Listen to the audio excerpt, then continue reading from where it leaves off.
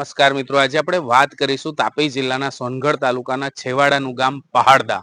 પહાડદા ગામ મહારાષ્ટ્રના બોર્ડર પર આવેલું છેલ્લું ગામ કહી શકાય અને ત્યાંથી પછી ડાંગની પણ બોર્ડર લાગે છે. પણ એ ગામમાં 77 વર્ષ થવા છતાં પ્રાથમિક સુવિધાનો અભાવ જણાઈ રહ્યો છે. જી હા, પાણી, રોડ, રસ્તા, શિક્ષણ જેવી પ્રાથમિક સુવિધા હજી સુધી એ ગામને મળી નથી. સૌપ્રથમ તો ગ્રામજનો જણાવી રહ્યા છે કે રોડ, રસ્તા, આરોગ્ય માટેની 108 ની સુવિધા ગામ સુધી જાય છે તો પ્રાઇવેટ વાહનમાં અમુક હદ સુધી દર્દીને લઈ જવામાં આવે છે. એના પછી 108માં એમને લઈ જવામાં આવે છે સોનગઢ કે પછી નજીકના દવાખાને. સાથે સાથે શિક્ષણની વાત ગ્રામજનોએ કરી કે ફક્ત 4 શિક્ષકો છે એમની શાળામાં. પાણીની સુવિધામાં નળ તો છે પણ જળ નથી. આ જ મુદ્દાઓ પર ગ્રામ પંચાયતની ચૂંટણી હોય, તાલુકા પંચાયતની, જિલ્લા પંચાયતની કે ધારાસભ્યશ્રીની ચૂંટણી હોય, લોકસભાની ચૂંટણી હોય, ત્યારે નેતાઓ ફક્ત આ જ મુદ્દાઓ લઈને ગામમાં એન્ટર થાય છે અને આ જ મુદ્દાઓનું એક મેનિફેસ્ટો બનાવીને, સંકલ્પ પત્ર બનાવીને ગામમાં પ્રવેશ કરે છે અને એક વાયદો કરે છે કે આ તમામ સુવિધા અમે પૂરી પાડીશું. શું છેલ્લા 77 વર્ષમાં આઝાદી પછી પહાડદા ગામમાં કોઈ ચૂંટણી નહીં યોજાઈ હોય? શું કોઈ નેતા એ ગામની મુલાકાતે જ નહીં ગયું હોય? જાણીને તમને નવાઈ લાગશે કે સોનગઢ તાલુકા પ્રમુખ શ્રી ની હદ વિસ્તારમાં આવતું આ ગામ છે.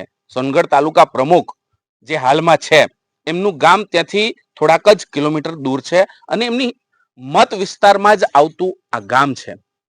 તો પ્રમુખ શ્રીના વિસ્તારના ગામની જો આ પરિસ્થિતિ હોય તો બીજાઓની તો શું હાલત થાય. સોનગઢ તાલુકો તાપી જિલ્લાનો સૌથી મોટો તાલુકો કહી શકાય અને બિલકુલ નજીકના ગામની વ્યથા જો તાલુકા પ્રમુખને ન થતી હોય તો ખૂબ મોટી દુઃખની વાત છે. સરવાળે ક્યાંક ને ક્યાંક ગ્રામજનો ત્રસ્ત થયા છે ખરાબ રસ્તાથી, પાણીની સુવિધાથી અને શૌચાલય. યુવાનો કહે છે કે 15 વર્ષથી રસ્તા બનતા એમણે જોયા જ નથી. 15 વર્ષ અગાઉ કોઈક રસ્તા બન્યા છે ને એના પછી નવો રસ્તો એમના નસીબમાં નથી થયો. શૌચાલય તો છે પણ દરવાજો નથી. તો આજે વિકાસની વાતો કરનાર આ ગુજરાત રાજ્ય સરકાર શું આ પહાડદા ગામને વિકાસ સુધી લઈ જશે?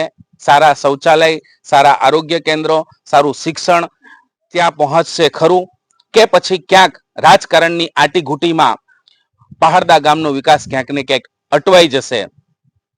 એ આગામી સમયમાં જોવું રહ્યું. South Gujarat bureau chief Naresh Mali, GJ Deshi news. જી, આપનું નામ? મારું નામ દામુભાઈ ગામી, ગામનું નામ? પહાડદા. દામુભાઈ, આ પહાડદા ગામમાં જે વિવિધ સમસ્યાઓ છે તે અંગે આપ શું કહેશો? આ પહાડદા ગામ આમ જોવા જઈએ તો આઝાદીના 77 વર્ષ થઈ ગયા હોવા છતાં ગામના અંદર કોઈ વિકાસ જેવું કંઈ દેખાતો નથી અને વિકાસમાં જે છે તે કામ થયા છે તે પણ અધૂરા છે. અને એમાં રોડ રસ્તામાં તો લગભગ હું 11-12માં તાલુકા પંચાયત સદસ્યમાં ચૂંટાયો હતો ત્યારે મેં જે ગામ માટે માગણી કરી હતી, આખા તાલુકા પંચાયત મલંગદે વિસ્તારમાં જેટલા રસ્તા થયા હતા તે રસ્તા અત્યારે હાલમાં 15 વર્ષ જેવા થવા આવ્યા છે. પણ આ 15 વર્ષ પૂરા થયા છતાં પણ એક બી રોડ રસ્તાની રિપેરિંગ પેચ મારવામાં આવ્યું નથી.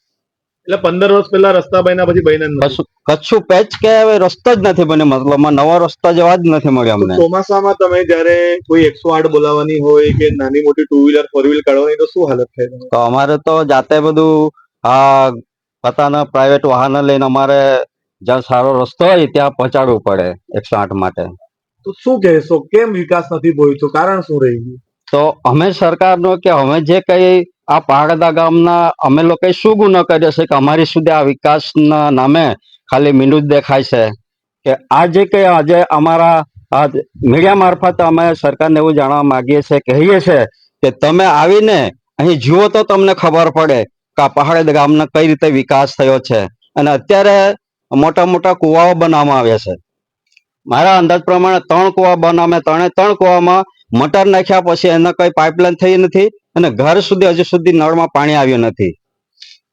તો આટલી બધી દયનીય સ્થિતિમાં તમે કેવી રીતે જીવો છો ગામમાં? આટલી બધી દયનીય સ્થિતિ તો હું મીડિયા મારફતે સરકારને એવું કહેવા માંગીશ કે અમે પોતે જાતે આજે લોકો ખેતરમાં કામ કરવા જાય કે પાણી ભરવા જાય કે છોકરાઓને સ્કૂલે મૂકવા માટે જાય કે પછી ઘરનું કામ કરે બહેનો. આવી રીતે આ રોડ રસ્તાનો ખતરો હોવાથી આ અત્યારે હાલમાં બાજુમાં નદી ખૂબ જ પાણી જ્યારે વરસાદમાં વધારે આવે તો અમારા છાતી જેટલો પૂર જતો હોય. તો અહીંયા સ્કૂલ બાજુમાં છે ને નજીકમાં અહીંયા એક ખાલી ખાડા બનાવી દીધો છે અને સાઈડમાં એને ખાલી પેલું બાંધકામ થઈને માટીને પુરાણ કરી પુલ પણ બનાવે છે, માટીને પુરાણ કરી દીધું છે. ચોમાસામાં આ ગામ સંપર્ક વિહોણું થઈ જાય એટલે સંપર્ક વિહોણની સ્થિતિ થઈ જાય છે. જી આપનું નામ? વિશ્વાસભાઈ. વિશ્વાસભાઈ, ગામનું નામ? પહાડદા. વિશ્વાસભાઈ, પહાડદા ગામ વિશે તમે શું કહેશો? તમે નાનેથી મોટા અહીં જ થયા, શું કહેશો ગામ વિશે?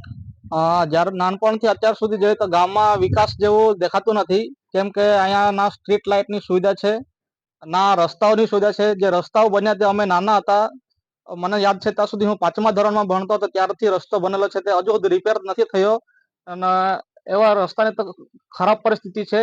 અને સ્કૂલ ક્ષેત્રની અંદર જોઈએ તો 4 શિક્ષકો ગામની અંદર ભણાવે છે અને 8મા ધોરણ સુધીની સ્કૂલ છે.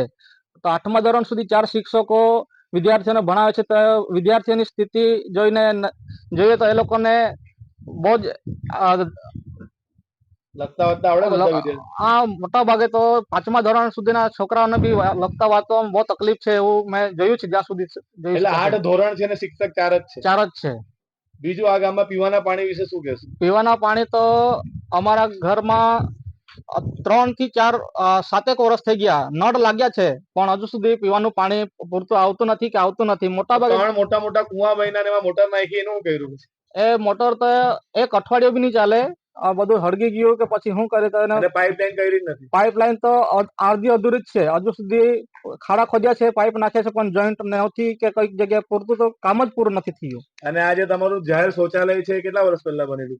જાહેર શૌચાલય 3 વર્ષ પહેલા બનેલું પણ એને હજુ સુધી દરવાજા નથી લગાવ્યા. અને બધું ખંડર થવા લાગ્યું? હા, ખંડર થયો, ધાબો જે સ્લેબ છે તે બેસી ગયો છે અને એને દરવાજા જ નથી હજુ સુધી. તો કુલ મળીને સરકારને શું કહેશો? એક યુવા તરીકે શું કહેશો? આ ગામમાં લાઇબ્રેરી જેવી કોઈ સુવિધા છે એક્ઝામની તૈયારી માટે? એવું કશું જ નથી, લાઇબ્રેરી તો કશે જ નથી. તો મારી ઈચ્છા છે કે આ ગામના છોકરાઓ આગળ વધે ભણવાની અંદર, તો એના માટે લાઇબ્રેરીની સુવિધા જેવી હોય તો બહુ સારી વાત છે. મિલિટરીમાં કે પોલીસમાં જવા માટે કોઈ તૈયારી કરવા માટે ગ્રાઉન્ડ કરું? એવું કશું જ નથી અહીંયા, એવું કઈ સુવિધા નથી અમારા ગામમાં.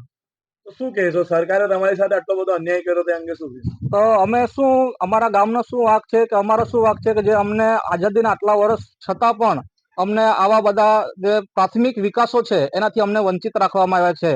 એના માટે અમે સરકારશ્રીને જાણ કરીએ છીએ મીડિયા મારફતે કે અમારા ગામની અંદર જે બાબતો વિશે અમે બોલ્યા છે એ બાબતો, એ વસ્તુ અમારા ગામની અંદર કરવામાં આવે એવી અમે સરકારશ્રીને જાણ કરીએ છીએ. જી આપનું નામ? સંગીતાબેન. ગામનું નામ? પહાડદા. સંગીતાબેન, પાણીના કારણે શું સમસ્યા થાય છે, શું તકલીફ છે? બહુ તકલીફ પડે છે અમને, પાણી નથી મળતું. દરેક ઘરના આંગણા સુધી નળ તો દેખાય છે, નળ છે? નળ છે પણ પાણી નથી આવતું આમાં. કેટલા વર્ષથી નથી એવું પાણી? 10 વર્ષ થઈ ગયા. 10 વર્ષથી ઘરમાં પાણી જ નહીં આવતા, તમે પાણી ક્યાં ભરવા જાવ? પાણી ભરવા જતા છે અમે હેન્ડપંપ પર. હેન્ડપંપ પર? બેન, તમે હેન્ડપંપ પર પાણી ભરવા જાઓ એના કારણે કઈ કઈ તકલીફ થાય? ઢોર ઢાકરને પાણી પીવડાવવામાં કે બાળકોને સ્કૂલ મોકલવામાં કે કપડાં ધોવામાં, વાસણ ઘસવામાં શું તકલીફ થાય? બધી જ તકલીફ પડે છે અમને, વાસણ ઘસવા, કપડાં ધોવા, બાળકોને નાવ ધોવા કરવા, બહુ તકલીફ પડતી છે અમને. તો તમે સરકારને શું કહેશો? સરકારને આટલી જ વિનંતી છે કે અમને પાણીની જરૂરિયાત વ્યવસ્થા કરી આપે. જી બેન, જી આપનું નામ? દાનિયેલ ગામિત. દાનિયેલભાઈ, આ જ ગામમાં મોટા થયા જનઈમાં તમે? હાજી સર. શું કહેશો આ ગામ વિશે, પહાડદા વિશે? હવે જોવા જાય તો સાહેબ, કેટલા વર્ષોથી રસ્તાની આટલી બધી પ્રોબ્લેમ છે કે અમે તો છેલ્લા આ તાપી જિલ્લાના ડાંગ બોર્ડર પર રહીએ છીએ. રસ્તો તો એટલો જ ખરાબ છે કે બાઇક પર બી જવામાં તકલીફ પડે છે. 4 વ્હીલ તો જેમ તેમ કરીને નીકળે છે. 108 આવે? 108 આવે એ બી જેમ તેમ રસ્તા પર સુધી અમારે પેશન્ટ પહોંચાડવો પડે. રસ્તાની કઈ સુવિધા બરાબર નથી. અને ડાંગ બોર્ડર છે, અમારે કોઈ બી કામ પડે તો મહારાષ્ટ્ર જવું પડે, તો મહારાષ્ટ્રમાં બી જવા માટે અમારે બહુ તકલીફ છે કેમ કે રસ્તો જ બહુ ખરાબ છે. દર ચૂંટણીમાં ધારાસભ્ય, સાંસદ સભ્ય અને સરપંચો આવે છે વોટ માંગવા?